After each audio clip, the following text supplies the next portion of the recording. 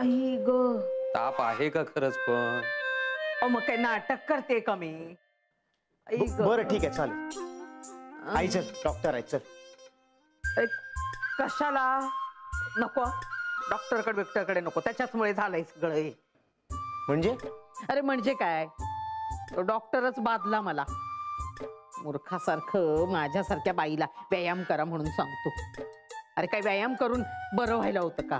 काय ग बाई, बोलताना पण नुसतं कळ जाते ग बाई. आणि ह्यानी लगेच मला शिक्षा करून उभंच केलं. आणि त्यात तुझी बायको जानूचं कौतुक केलं ना, ते तिच्या पोटात दुखलं. किती मनस्ताप होतो मला माहितीये का पिंट्या तुला? आता वय नाही राहिलं रे सोसायचं, आणि कष्ट पण नाही होत रे. अरे करायचे तेव्हा खूप कष्ट केलं मी.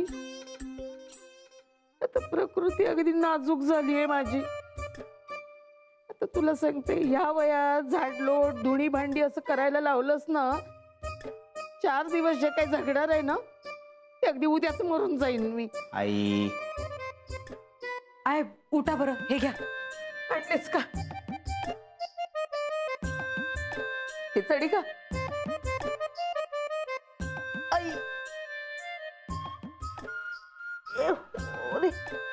आई बाई बाई,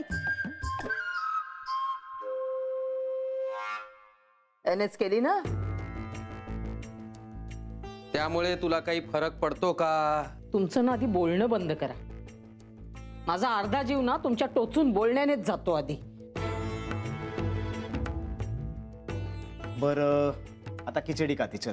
नको रे बाबा, अरे मला चवच नाहीये रे तोंडाला काही ती खिचडीची. इच्छाच नाहीये रे खाण्याची काहीतरी. राहू दे मग, इच्छा झाली की खाईल.